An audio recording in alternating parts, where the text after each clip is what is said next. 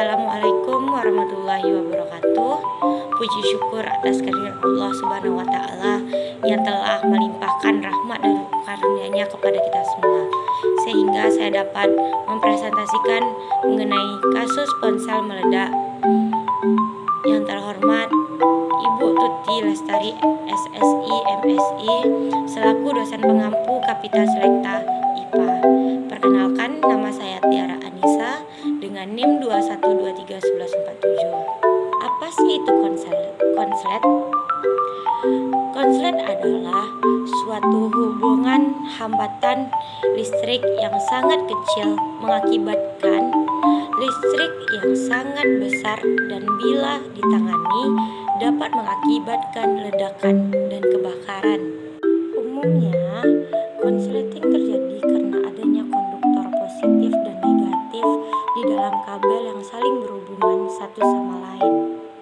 Hal tersebut disebabkan oleh penyambungan kabel-kabel listrik yang tidak memperhatikan kutub-kutub listrik atau adanya konduktor kabel yang saling terhubung tersebut mengakibatkan hubungan pendek sehingga dapat menghasilkan energi panas yang luar biasa dalam waktu yang sangat-sangat singkat. Nah, biasanya energi panas ini disertai dengan ledakan yang sangat-sangat kuat dengan suhu yang sangat tinggi dan dapat membakar benda-bendanya. Arus listrik banyak digunakan dalam kehidupan sehari-hari. Hampir segala jenis kebutuhan hidup memerlukan energi listrik.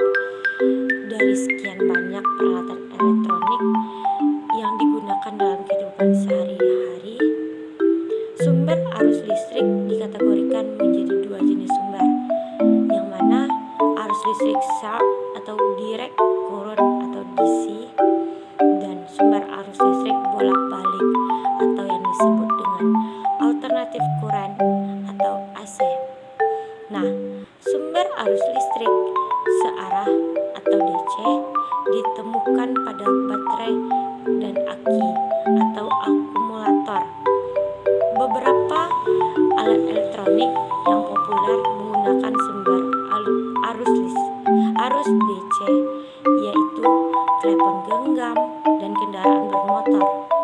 Sedangkan sumber arus bolak-balik atau AC digunakan dalam jaringan rumah. Nah, kita masuk kepada jenis-jenis konsleting listrik. Nah, konsleting ini mempunyai dua jenis. Yang pertama, konsleting listrik normal.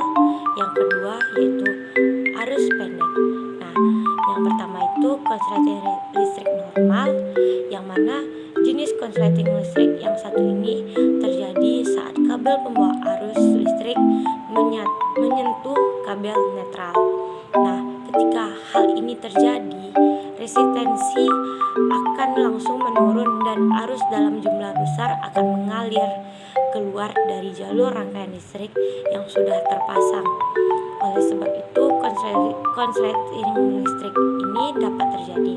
Nah, yang kedua yaitu ada arus pendek, yang mana jenis ini terjadi ketika kabel membawa arus listrik bersentuhan dengan beberapa bagian sistem kabel RD.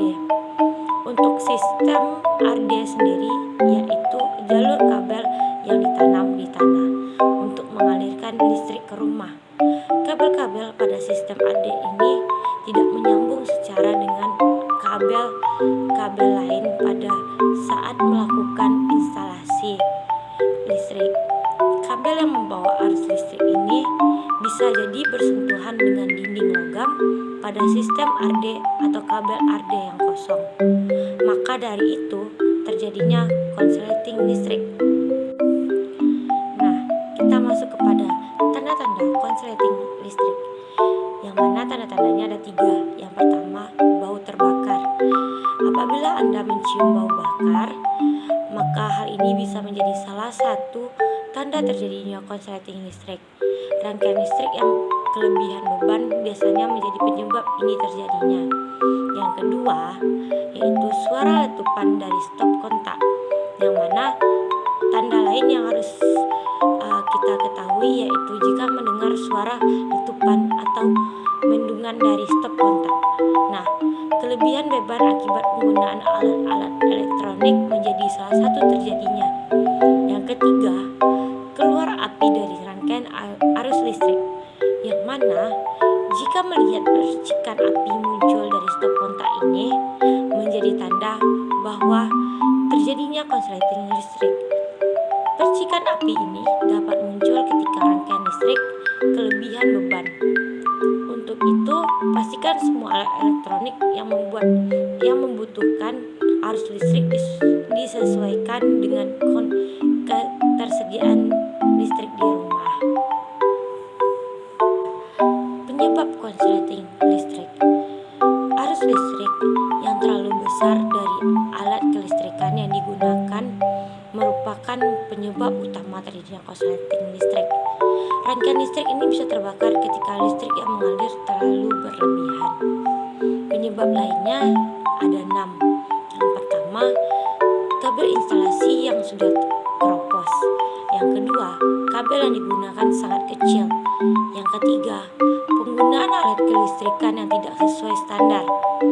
Yang keempat, alat kelistrikan yang terkena suhu tinggi dalam intensitas waktu yang cukup panjang sehingga stop kontak basah. Nah, yang kelima, menyambung terlalu banyak terminal listrik. Yang keenam, stop kontak yang sudah kendor atau yang sudah loss. Kita masuk kepada kasus ponsel meledak.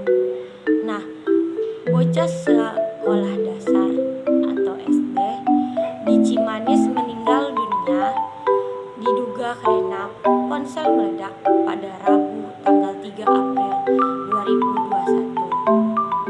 Nah, beberapa media melaporkan bocah berinisial HM itu ditemukan meninggal dunia saat bermain smartphone yang telah diisi daya.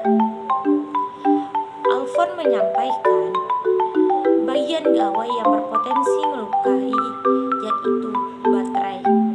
Nah, jenis apa sih baterai yang paling banyak digunakan akibatnya bisa menjadi meledak?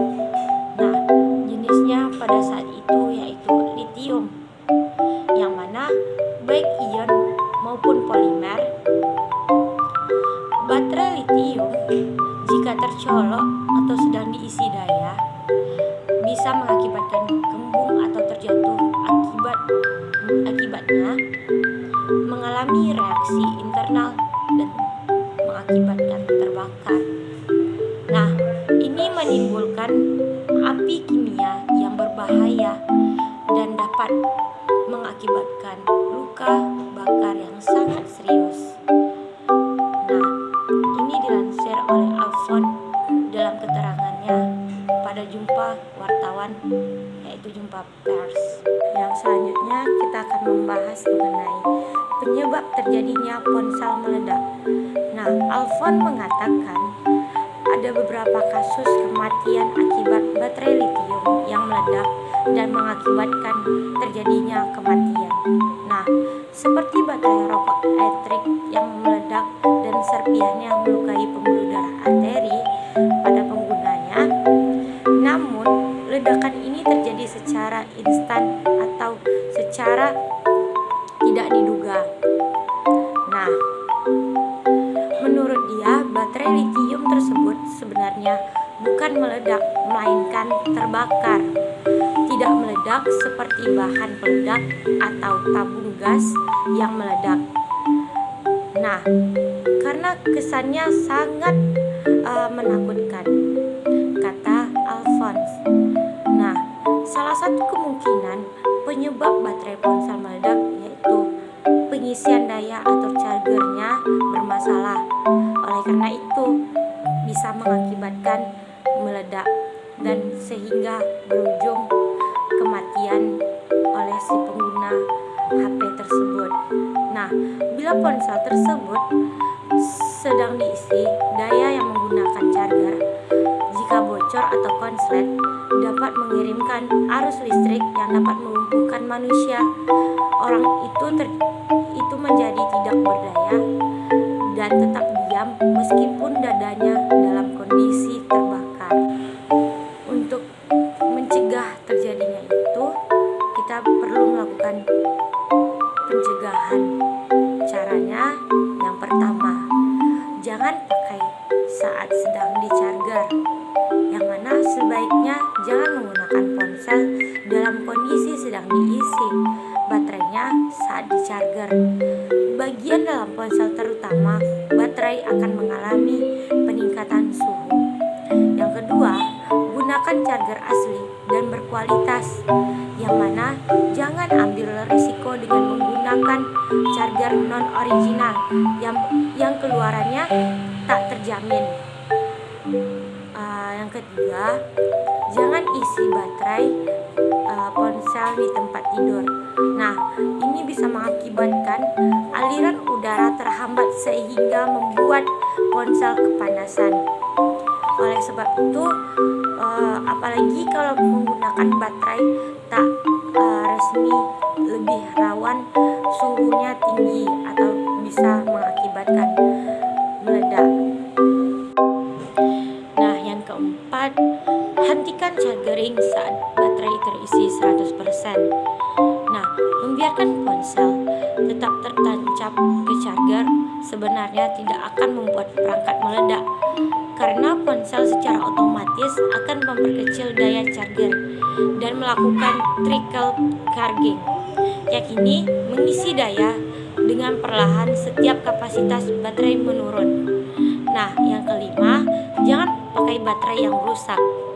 Salah satu penyebab baterai lithium ion meledak atau terbakar adalah apabila baterai mengalami kerusakan fisik, misalnya karena jatuh atau tertancap sesuatu. Nah, sekian yang dapat saya sampaikan. Mohon maaf apabila terjadi kesalahan kata. Wabillahi taufiq wal hidayah. Wassalamualaikum warahmatullahi wabarakatuh.